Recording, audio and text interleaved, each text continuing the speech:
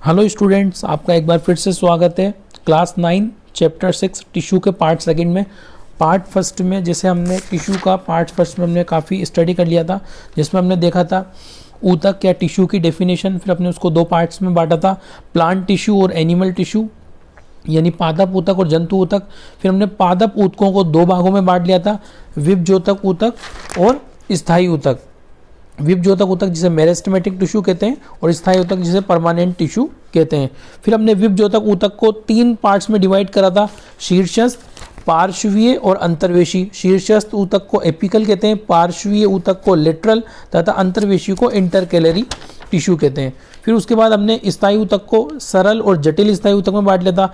सरल स्थायी ऊतक में हमने पेरेन्काइमा, कोलेनकाइमा, इनके बारे में स्टडी करना है, और जटिल ऊतक जाइलम और फ्लोएम। तो हमने पेरेन्काइमा तक देख लिया था, तो आज हम सरल स्थायी ऊतक का कोलेनकाइमा से हम इसको स्टार्ट करने वाले हैं।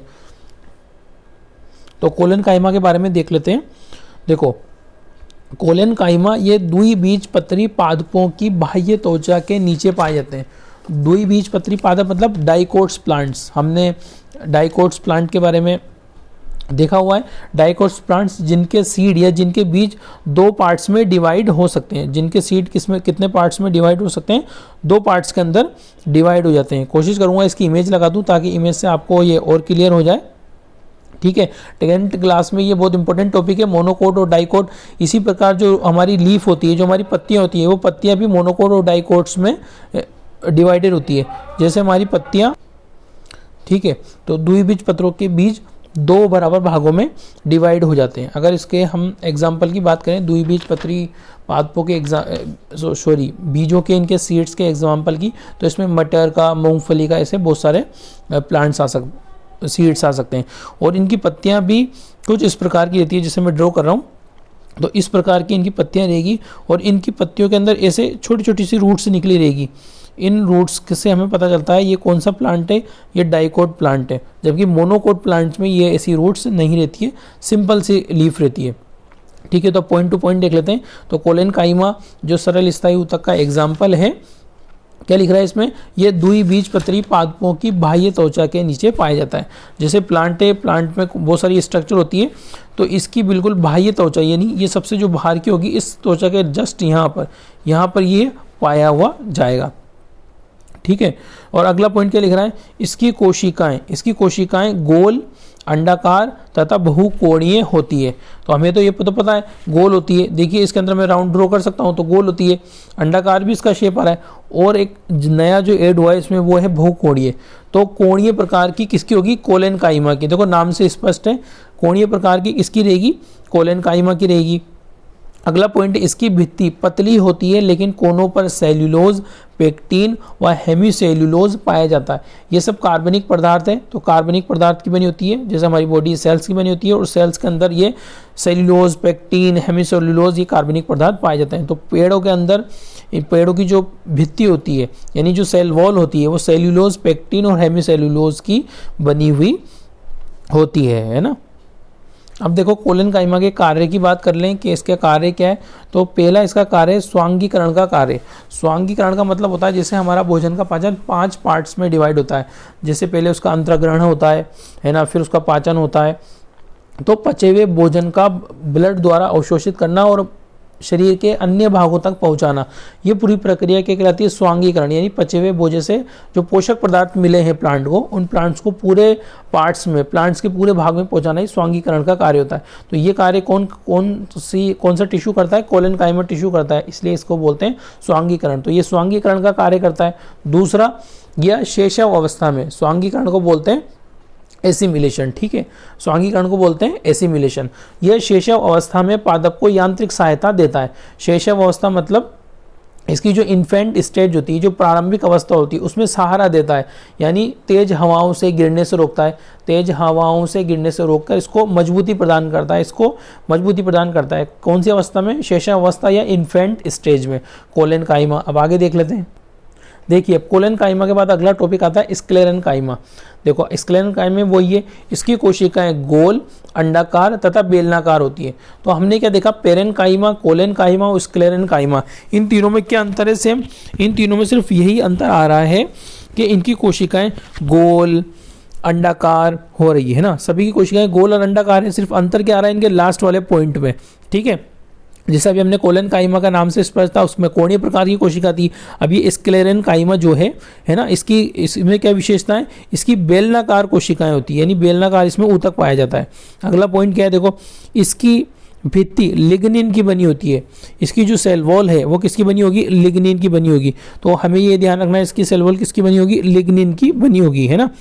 इनकी कोशिकाओं में देखो, अगला पॉइंट क्या है, इनकी कोशिकाओं में गर्द पाए जाते हैं, गर्द मतलब पिट, यानी बड़े बड़े गड्ढे पाए जाते हैं। क्या पाए जाते हैं, बड़े बड़े गड्ढे या गर्द पाए जाते हैं। किनकी कोशिकाओं में, स्क्लेरन काइमा की कोशिकाओं में। दिख रहे हैं आपको इनके जो स्ट्रक्चर बन रहा है, देखो यहाँ पर कितने बड़े बड़े, यहाँ पर भी गड्ढा हुआ है, यहाँ पर भी हो रहा है, यहाँ भी हो रहा है, यहाँ भी हो रहा है। तो इनकी कोशिकाओं में गर्द या पिट पाए जाते हैं, ठीक है। और देखिए अगला पॉइंट क्या है, इनमें मृत प्रोटोप्लाज्म पाया जाता है। क्या पाया जाता है, इनमें मृत प्रोटोप्लाज्म पाया जाता है, तो है ना। तो मृत प्रोटोप्लाज्म इनमें पाया जाएगा। और हमने स्टडी कर लिया प्रोटोप्लाज्म किसे कहते हैं, किसे कहते हैं प्रोटोप्लाज्म, ठीक है। प्रोटोप्लाज्म किसे कहते हैं, कोशिका द्रव्य, यानी कोशिका द्रव्य यानी सेल वॉल। सेल वॉल कौन सा, cell wall, cell wall, cell wall plus, है ना, क्या है, ठीक है। अब प्रोटोप्लाज्म किसे कहेंगे, साइटोप्लाज्म। क्या, साइटोप्लाज्म, साइटोप्लाज्म और न्यूक्लियोप्लाज्म, यानी साइटोप्लाज्म मतलब कोशिका द्रव्य प्लस केंद्रक द्रव्य, यानी केंद्रक द्रव्य मतलब न्यूक्लियोप्लाज्म, है ना, न्यूक्लियोप्लाज्म। तो साइटोप्लाज्म प्लस न्यूक्लियोप्लाज्म बराबर क्या होता है, प्रोटोप्लाज्म। यानी कोशिका का, यानी सेल का प्रोटोप्लाज्म क्या कहलाएगा, कोशिका द्रव्य और केंद्रक द्रव्य को सम्मिलित रूप से जब इन दोनों को मिला दिया जाए तो किसका निर्माण हो जाएगा, प्रोटोप्लाज्म का निर्माण हो जाएगा। तो इसमें अगला पॉइंट क्या है, इसमें मृत प्रोटोप्लाज्म पाया जाता है, ठीक है। अब अगला देख लेते हैं।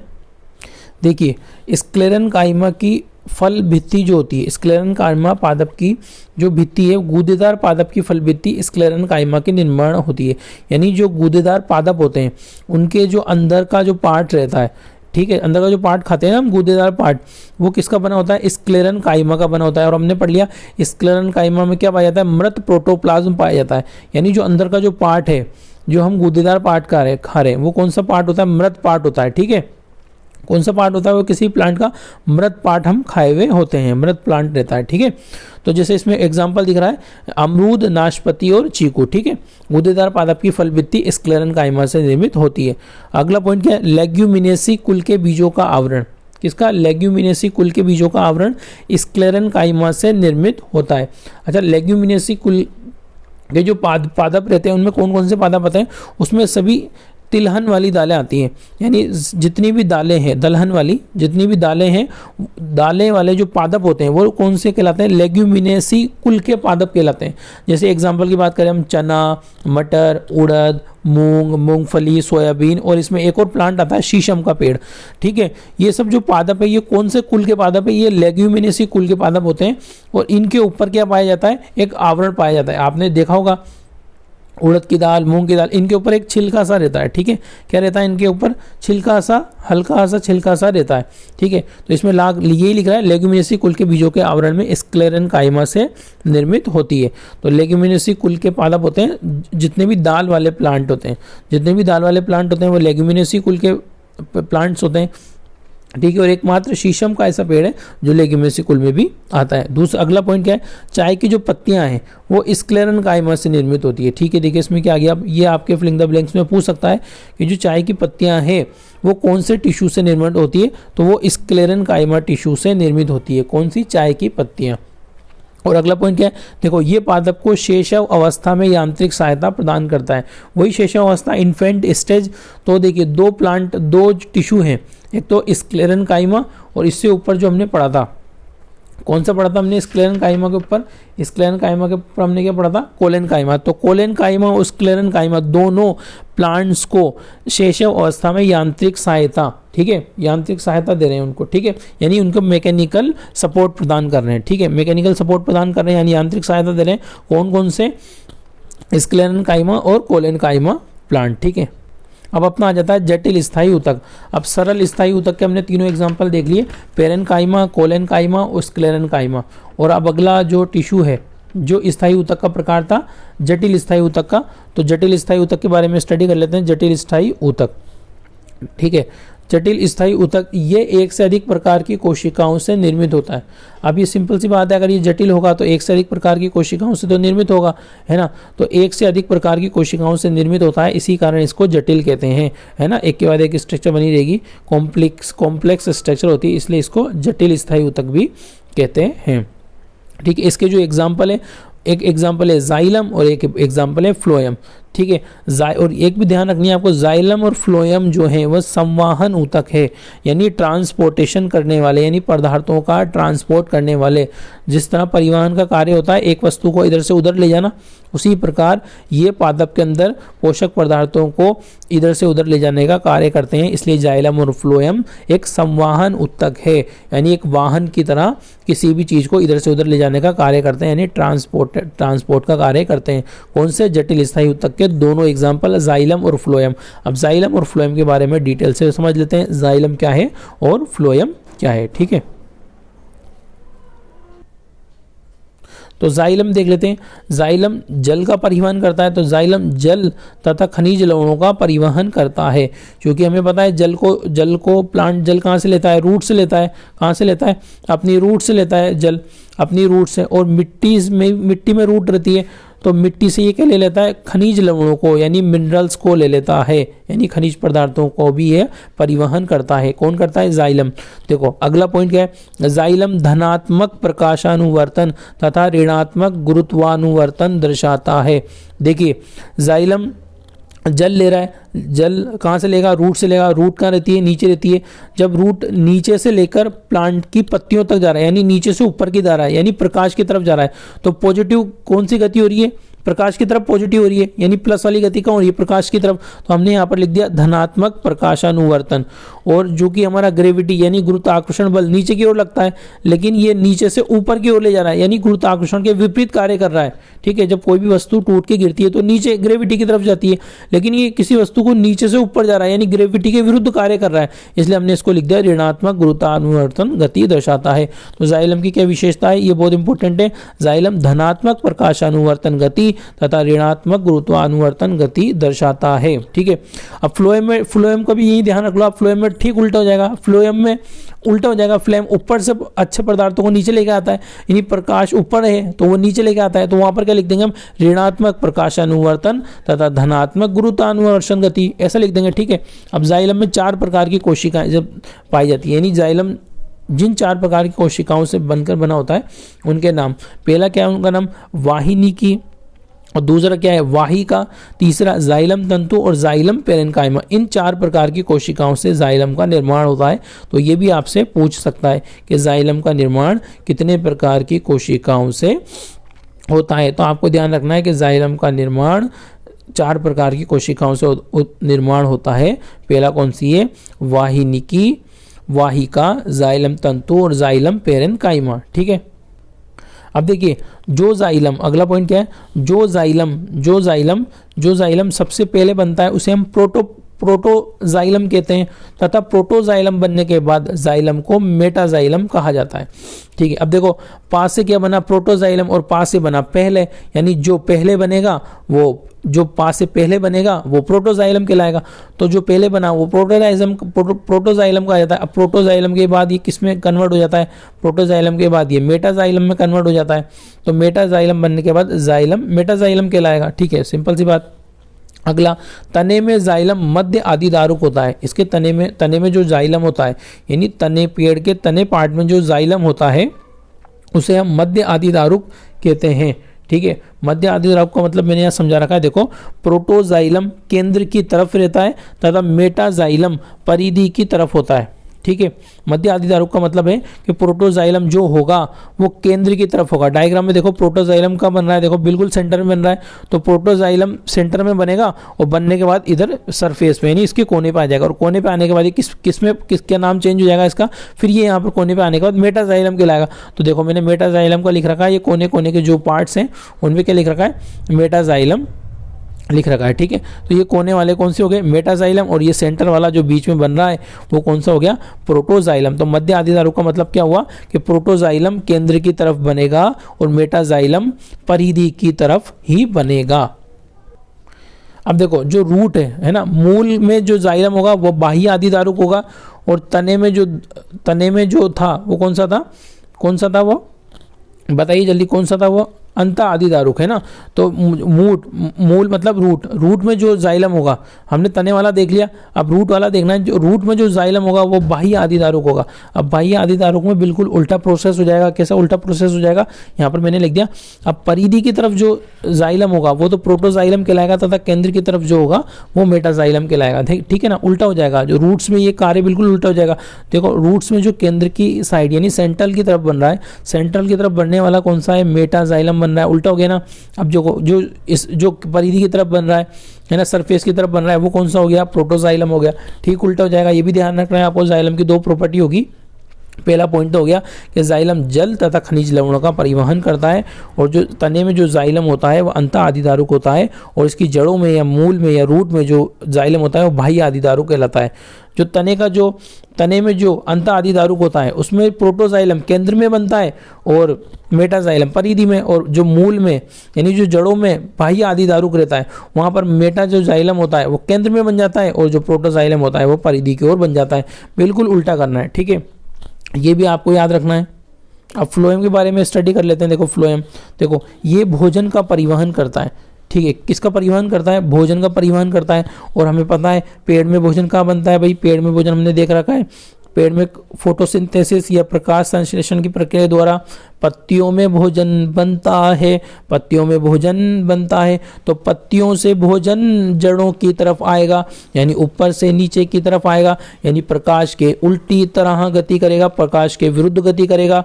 ठीक है, तो यहाँ पर हमने लिख दिया ऋणात्मक प्रकाश अनुवर्तन है। ठीक है, अब ये ग्रेविटी की तरफ जा रहा है, यानी गुरुत्वाकर्षण की तरफ जा रहा है, इसलिए हमने लिख दिया धनात्मक गुरुत्वाकर्षण गति करता है।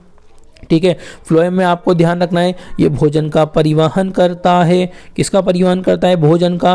और जाइलम किसका परिवहन करता है? जल का और खनिज लवणों का। फ्लोएम यानी फल, फ्लोएम यानी फल, फल यानी खाना, तो फल फ्लोएम खाना, तो फ्लोएम भोजन का परिवहन करता है। यह धनात्मक गुरुत्वानुवर्तन तथा ऋणात्मक प्रकाशानुवर्तन गति करता है। ठीक है, ये क्लियर हो गया। आगे हम डिस्कस कर लेते हैं। देखो वही आ गया, जाइलम भी 4 प्रकार की कोशिकाओं से बना था, हमने वो पढ़ा था। जाइलम वाहिनिका, वाहिनिकाएं, और कौन सा था? जाइलम तंतु और जाइलम पेरेनकाइमा। तो इसमें फ्लोएम तंतु और फ्लोएम पेरेनकाइमा, और 2 नए नाम है सिर्फ सहचर कोशिका और चालनी नलिका। चालनी नलिका। तो फ्लोएम 4 प्रकार की कोशिकाओं से निर्मित होता है। सहचर कोशिका, चालनी नलिका, फ्लोएम तंतु और फ्लोएम पेरेनकाइमा। ठीक है, चालनी नलिका में केंद्रक नहीं पाया जाता। यह आपसे पूछ सकता है, चालनी नलिकाओं में केंद्रक या न्यूक्लियस नहीं पाया जाता। चालनी नलिकाओं में न्यूक्लियस या केंद्रक नहीं पाया जाता। ठीक है, जाइलम और फ्लोएम हो गया। अब आगे देख लेते हैं। ठीक है, हमने पादप टिश्यू के सारे एग्जाम्पल पढ़ लिए, और आपको ये ध्यान रखना है कि पादप टिश्यू या पादप ऊतक से ही आपके चैप्टर से सारे क्वेश्चन आंसर बनेंगे। Very very important part. Animal tissue से सिर्फ छोटा मोटा क्वेश्चन बन जाएगा। छोटा मोटा क्या क्वेश्चन बनेगा वो हम डिस्कस कर लेते हैं। ये है एनिमल टिश्यू यानी जंतु ऊतक। आपको सिर्फ एग्जाम्पल ध्यान रखने हैं कि जंतु ऊतक के एग्जाम्पल है संयोजी ऊतक। ठीक है, जंतु ऊतक के कौन से एग्जाम्पल है? संयोजी ऊतक, जिसे हम कनेक्टिव टिश्यू बोलते हैं। क्या बोलते हैं? Connective tissue. दूसरा एग्जाम्पल है पेशी ऊतक। पेशी ऊतक को बोलते हैं मसल टिश्यू। तीसरा एग्जाम्पल है तंत्रिका ऊतक, जिसे नर्व टिश्यू बोलते हैं। और अगला एग्जाम्पल है उपकला ऊतक, जिसे इपिथीलियल टिश्यू बोलते हैं। ठीक है, वो क्या पूछेगा आपसे? हाँ सर हमें संयोजी ऊतक के एग्जाम्पल बताइए। तो संयोजी ऊतक के एग्जाम्पल ब्लड और बोन्स। ठीक है, कनेक्टिव टिश्यू यानी जिसमें एक से ज़्यादा टिश्यू पाए जाएं। ठीक है, वैसे भी टिश्यू कोशिकाओं का समूह है, तो वो पूछेगा संयोजी ऊतक के उदाहरण लिखिए। तो आपको लिखना है ब्लड और बोन्स। ठीक है, वो पूछेगा पेशी ऊतक के उदाहरण लिखिए, जहाँ पर पेशी ऊतक पाया जाता है। तो पेशी से नाम से पता लग गया, मांस पेशियाँ और हृदय पेशी ऊतक के एग्जाम्पल हो गए। अगला पूछेगा तंत्रिका ऊतक ऊतक का एग्जाम्पल तो तंत्रिका तंत्र, ठीक है, तंत्रिका ऊतक का एग्जाम्पल तंत्रिका तंत्र, ठीक है। ये तीनों एनिमल टिश्यू से इतना ही पूछेगा। सारा जो इंपॉर्टेंट है वो प्लांट टिश्यू के बारे में, प्लांट टिश्यू को आपको ध्यान से पढ़ना है। अगली जो वीडियो आएगी उसमें हम सारे क्वेश्चन आंसर इसके सॉल्व करेंगे कि किस टाइप से क्वेश्चन पूछे जाएंगे। तो अगले वीडियो में हम क्वेश्चन आंसर डिस्कस कर लेंगे। हमने अभी एनिमल टिश्यू के बारे में आप सिंपल सा बस यही ध्यान लिख लिए, ये जो चार्ट बन रहा है इस चार्ट को ध्यान रखिए। अब उपकला ऊतक के बारे में भी थोड़ा बहुत देख लेते हैं, ठीक है। अगला जो लास्ट बचा उपकला ऊतक, उपकला ऊतक में पहला आता है शल्की उपकला ऊतक जिसे स्क्वेमस इपिथेलियल टिश्यू बोलते हैं। अगला आता है घनाकार उपकला ऊतक जिसे क्यूबॉइडल इपिथेलियल टिश्यू बोलते हैं। और अगला आता है पक्षमाभी उपकला ऊतक जिसे सीलियरी इपिथेलियल टिश्यू बोलते हैं। शल्की उपकला ऊतक के एग्जाम्पल पूछेगा आपसे तो ये ध्यान रखना है, रक्त वाहिनियां, फेफड़े और वायु कूपिका। अगला आपसे पूछेगा घनाकार उपकला के ऊतक के बारे में तो पीसीटी, डीसीटी और सीटी ये तीनों ही नेफ्रॉन है, तो ये इन तीनों के नाम याद कर लो, घनाकार उपकला ऊतक, पीसीटी, डीसीटी और सीटी।